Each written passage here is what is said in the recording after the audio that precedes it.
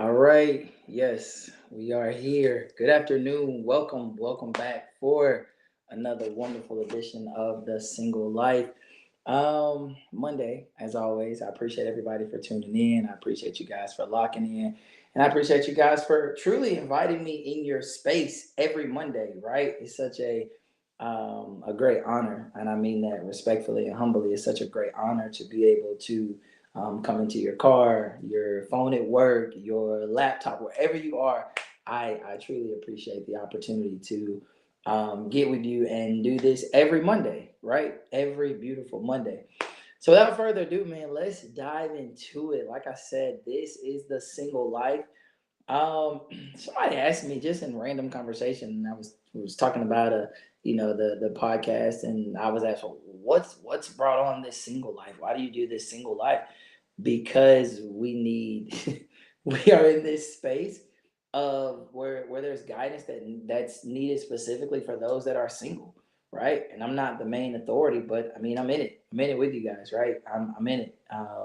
So I appreciate it. I really carry this badge of honor highly. It means a lot to me to be able to come to you guys every Monday. So listen, thank you 1,000 times over. Thank you. I appreciate it, right?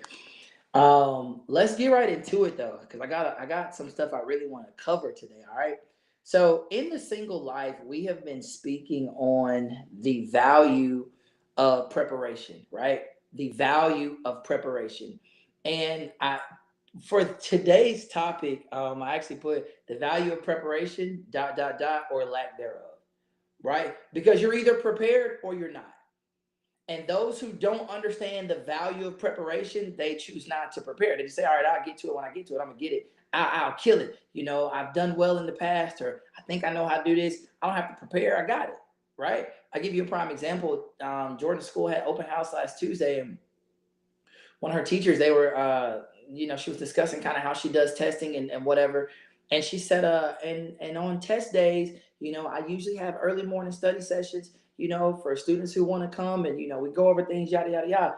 I immediately looked at Jordan and I said, Jordan, you're going to be there for those. And she was like, why? I said, because Jordan, that's preparation, right? Like I didn't understand that value until I got to college about coming to a study session led by the teacher. They're preparing you, right? And when you understand the value of preparation, you take every tool and every opportunity that you have to be prepared. You seize that opportunity, right? So we've got to start taking advantage of the value of preparation, all right? And I'm gonna give you guys a true story about my life, right? True story. About 4 years ago, maybe 5 years ago, I think it's like maybe 5 years, 4 or 5 years ago, whatever.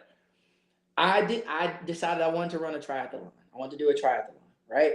And so a triathlon is tripart. It's a tripart competition. It is you swim and then you bike and then you run, right?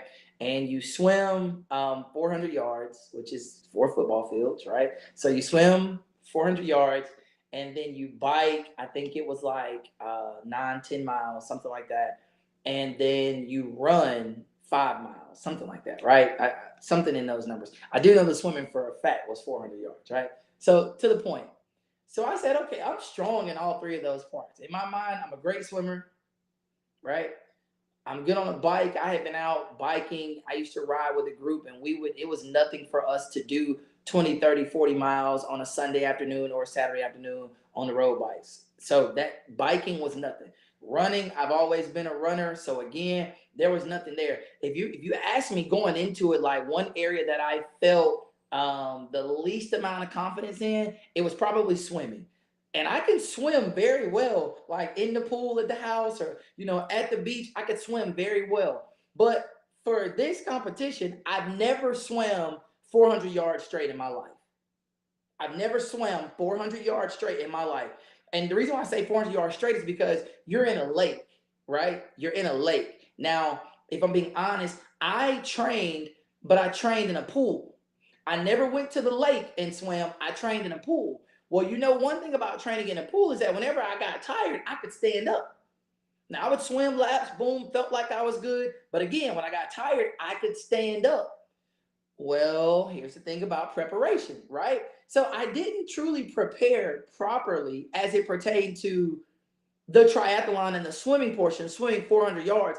I was putting up 400 yards, but I was putting up 400 yards in a pool. Man, listen, I'm gonna tell y'all this. The day of, I get down. Whew, the first part is swimming because of course you're at your strongest initially, and the water they want anybody drown, so you're gonna tackle the hardest part, the toughest part first.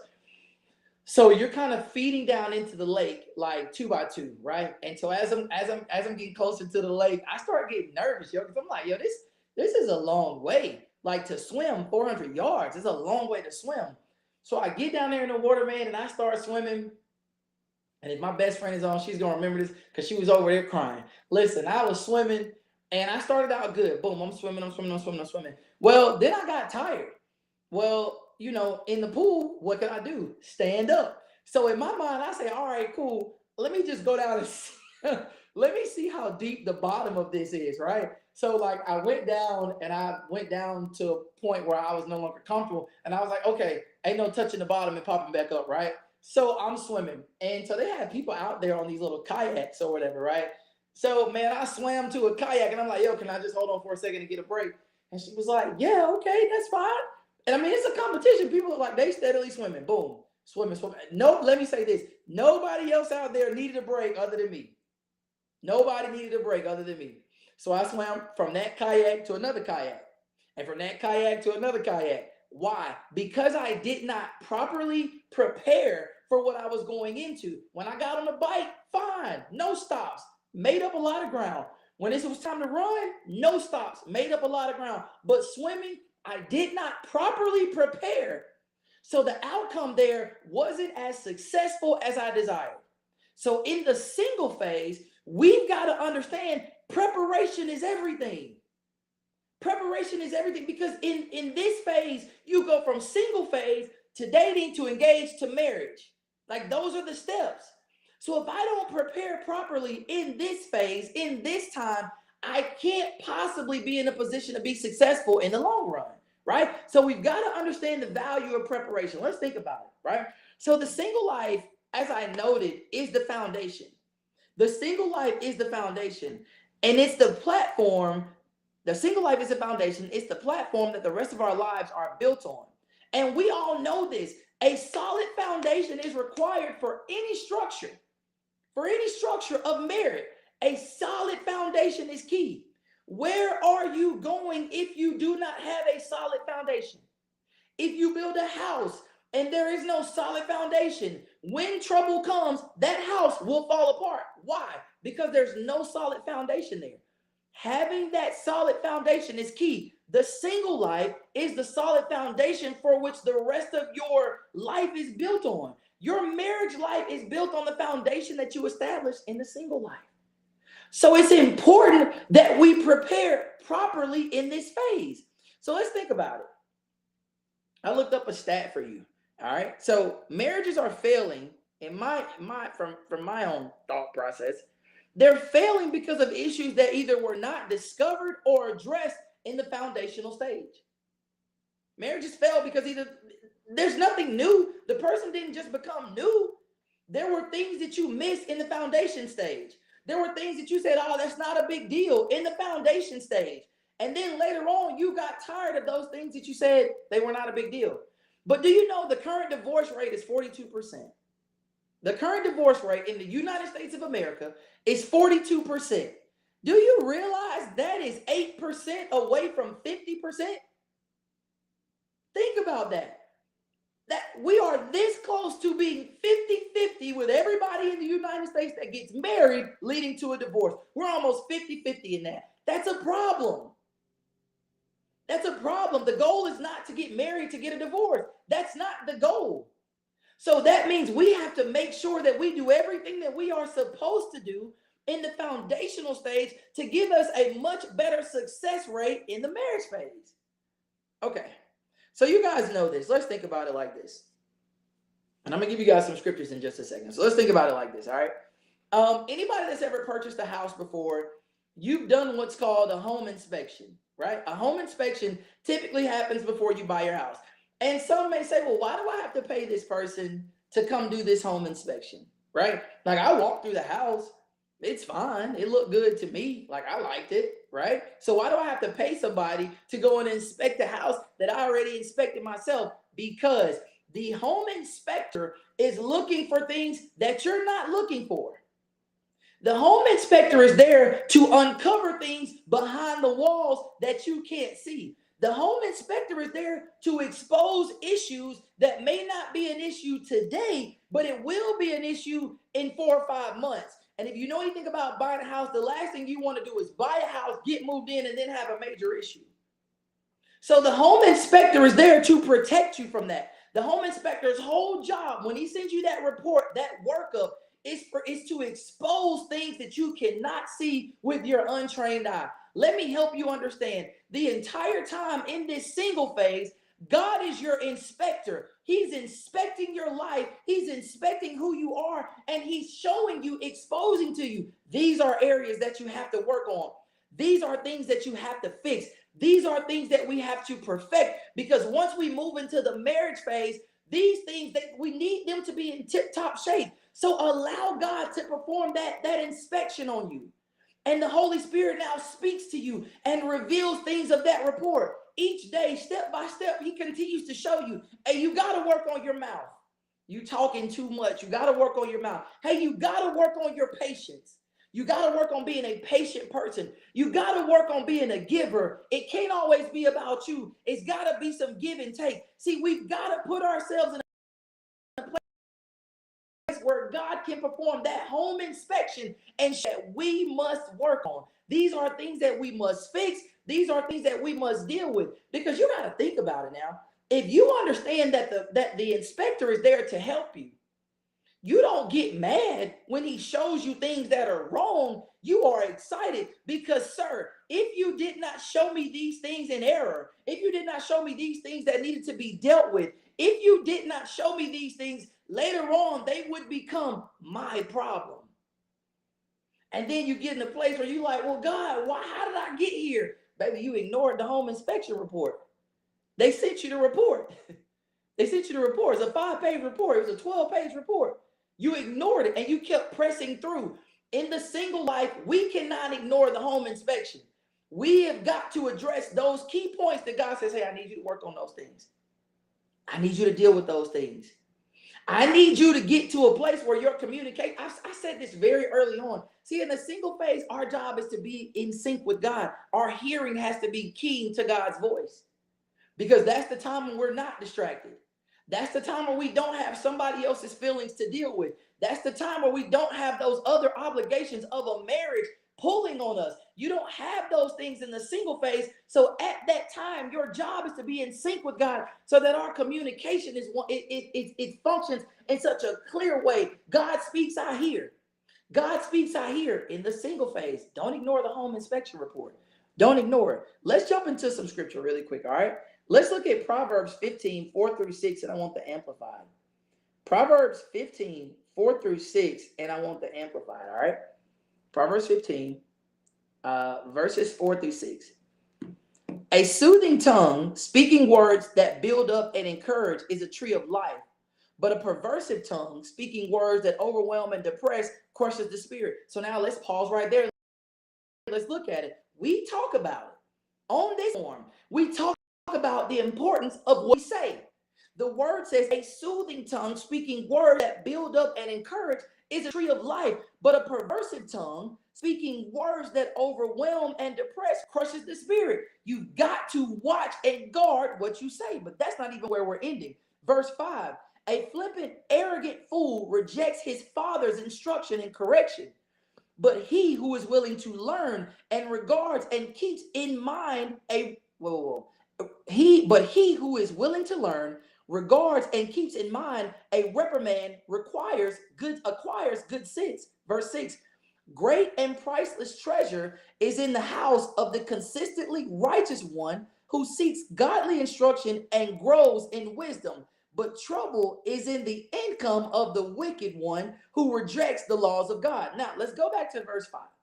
A flippant, arrogant fool rejects his father's instruction and correction. Now, I told you it is important in the single phase that we are in sync with God so that we hear him. See, when he reveals that home inspection report to you, you are a fool to ignore it and say, I'm good. God said, hey, these are things that we got to start working on. God, I'm good. I think I'm a great person.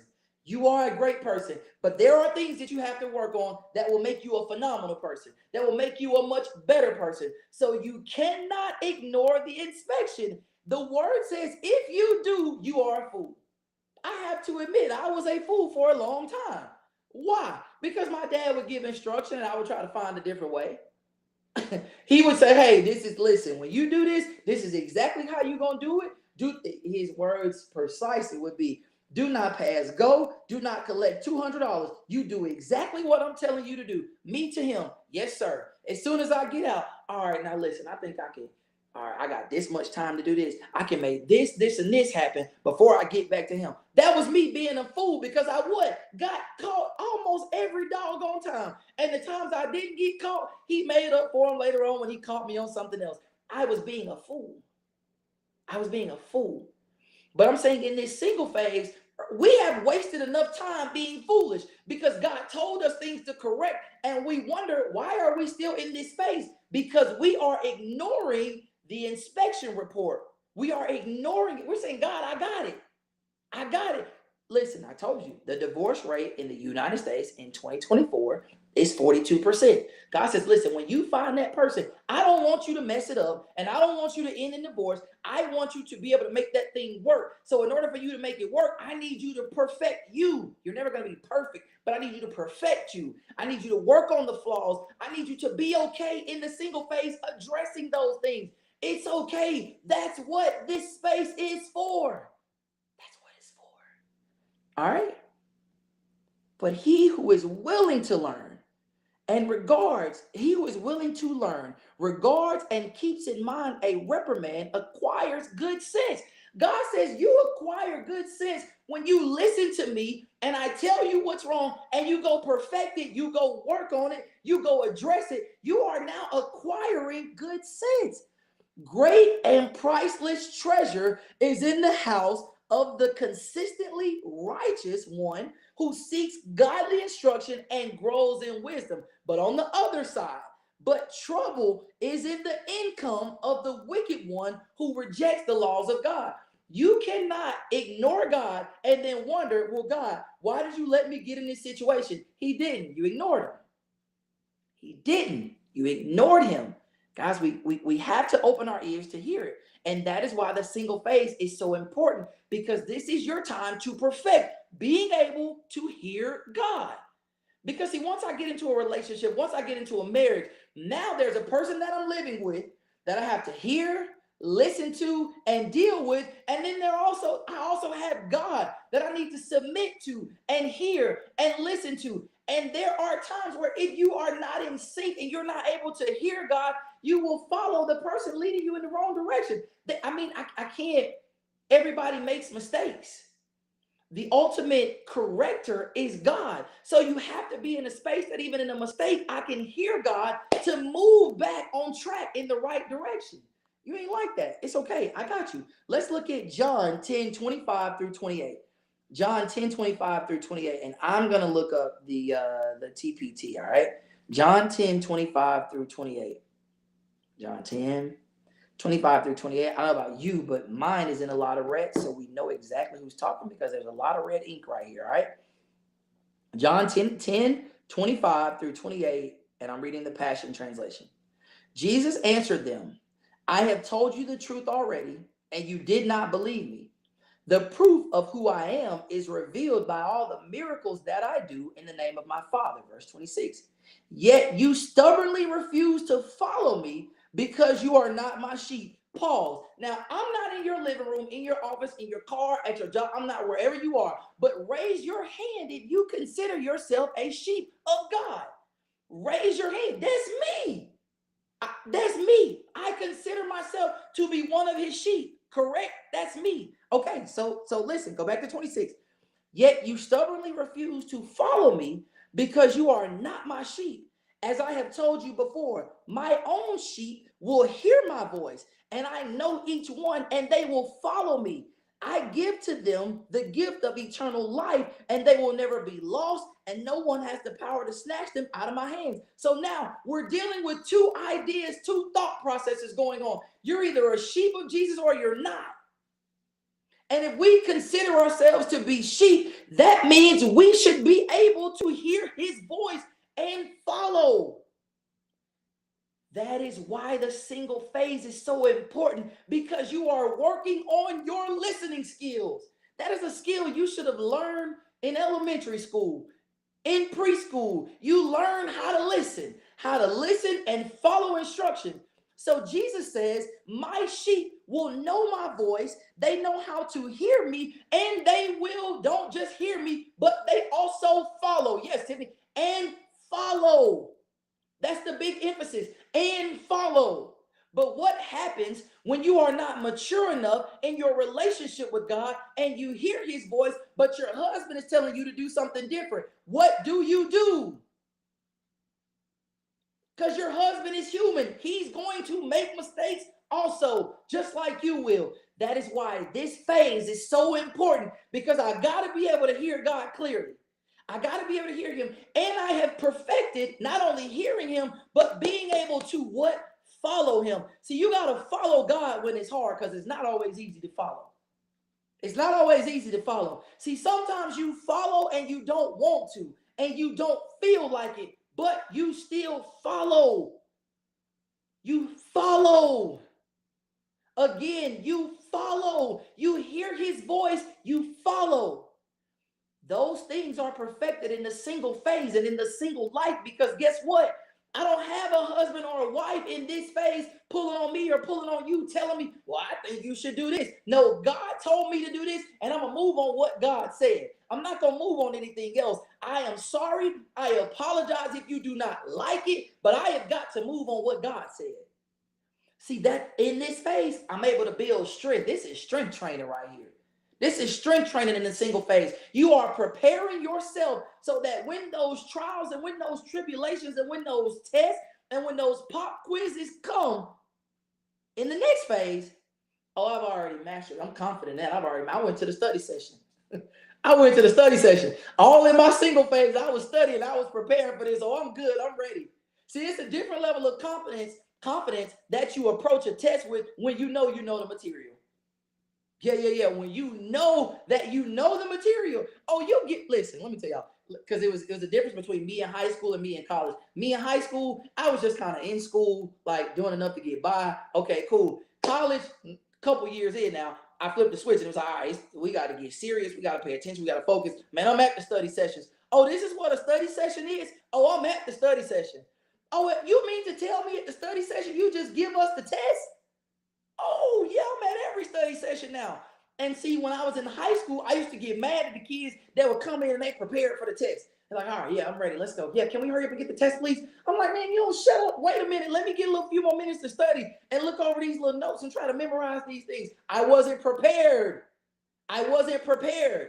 But in college, my mindset was different. I had flipped a switch. So now, man, I was right there in the front row. Yeah, I don't even want to talk. I don't need to talk. Hey, how y'all doing? Let me get this test. I'm ready. I'm locked in, right? That is how you approach marriage life when you have properly prepared in the single phase. Now, it's not going to always be easy, but I'm prepared for it. God, you showed me. God, you showed me what I needed to know. You showed me what I needed to work on. So when this day came, I was already prepared. I didn't know why you had me working on that back then, because I didn't think it was a problem back then. Yeah. See, God does the home inspection. He looks at the overall picture and he says, yeah, you're going to need to fix this, this, and this. Yeah. Not for right now, though. Not for today. This is for down the road. This is for that person you're going to be. This is for that husband. This is for that wife. This is for down the road. Oh, man. Okay, listen. Let me. All right, let's look at it like this. All right, because we understand that communication is essential for any relationship. You know that communication is essential for absolutely. Let me give you an example, right? You guys are sitting here and you're listening to me and we are talking and we're going over the single life and you guys hear me just fine. Yes, you guys hear me just fine. Now imagine, right? Imagine if I said this. All right, let me get you this, right? So imagine if I said, I bet. So imagine if I said, it's my worship. And I'm gonna still try to talk to y'all, and I'm gonna teach you, and I'm gonna try to instruct you. But it's really hard now for you to hear me because there's a distraction going on. You got this music playing, and it's kind of drowning my voice out a little bit, right? So as the music drowns me out, you kind of now gotta focus and lock in a little bit more to hear what I'm saying. But it's easier right here. There's quiet. There's quiet because we know that God speaks to us in a still small voice. There's quiet right now. But see, this is what it's like when you didn't perfect communication, right? In the single phase, you didn't perfect communication. So now this is your husband. Yeah. This is the kids talking. This is the job talking. I didn't perfect what I needed to perfect. So now, instead of still being able to hear God, now I'm being drowned out by the music.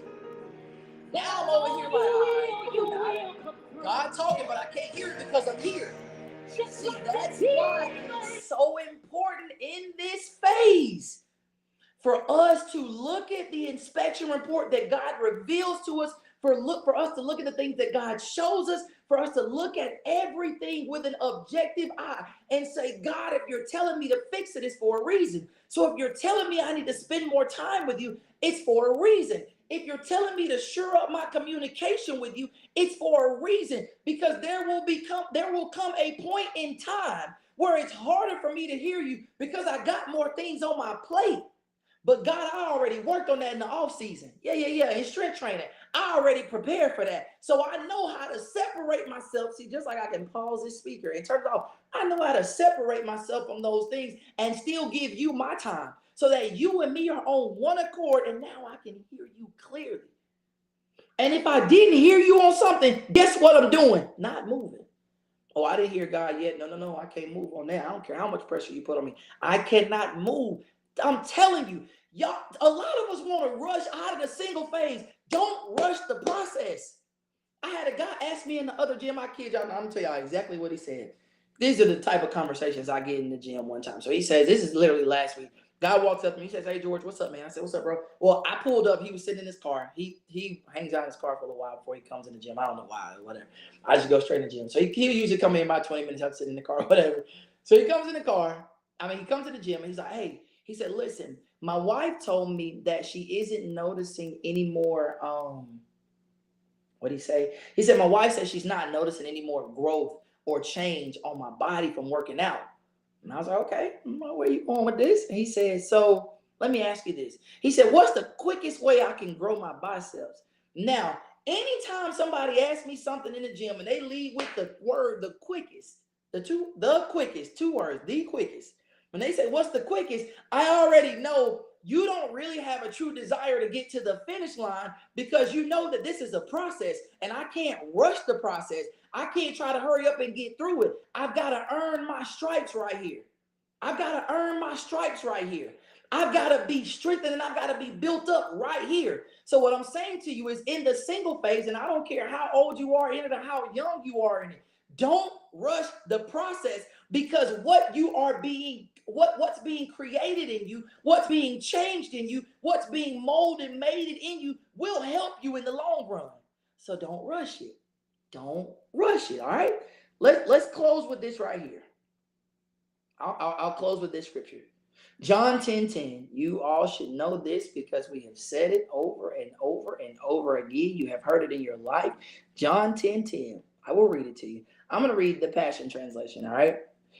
John 10:10. A thief has only one thing in mind. He wants to steal, slaughter, and destroy. But I have come to give you everything in abundance, more than you expect. Life in its fullness until you overflow. I'm going to read it one more time. This is John 10:10 from the Passion Translation.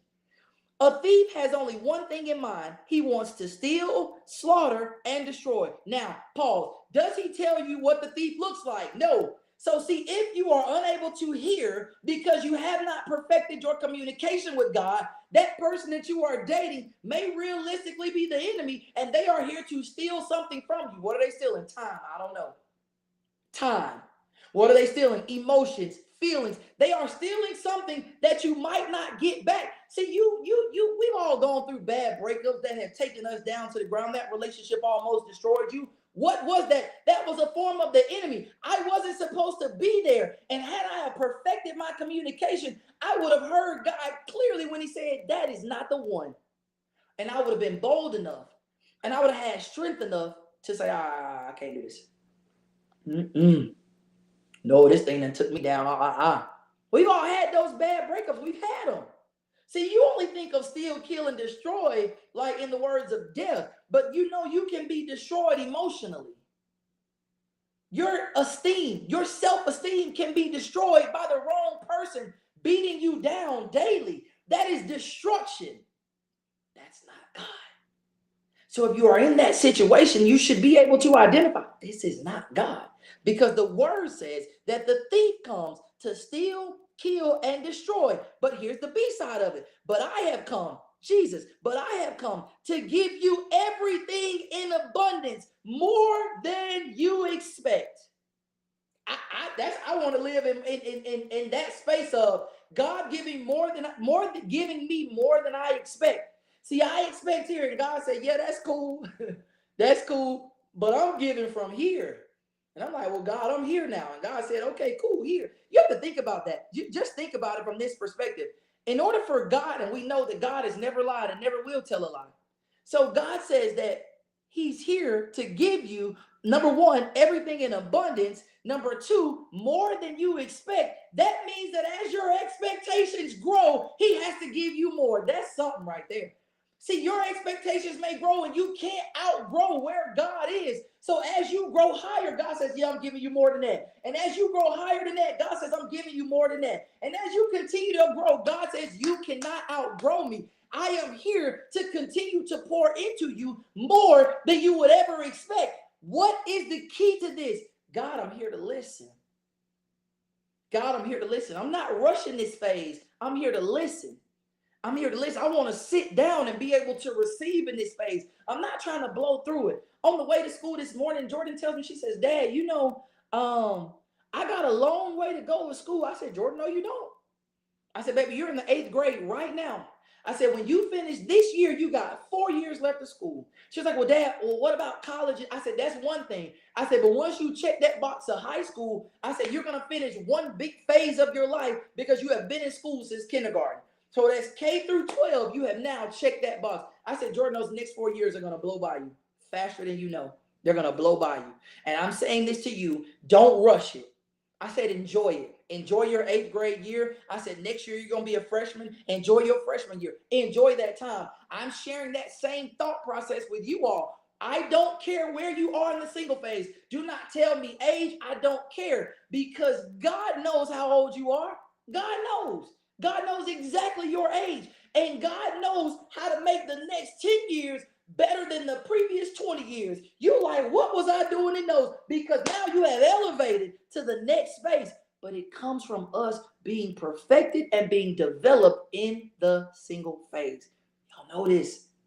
So I implore you to stay active. I implore you to listen to the home inspection report. Whatever God reveals to you that you need to work on it. Don't cheat the process. Don't rush the process. Got it? Do not rush the process. Hey, listen. Thank y'all so much for tuning in for another Monday. I tell you all the time, I appreciate it humbly from the bottom of my heart for the opportunity. And to New Life, to both of my parents who afford me the opportunity to come here and gather with you all every Monday. I appreciate it. It's never something that I take lightly. So I appreciate you guys, and I look forward to seeing you guys next week. Y'all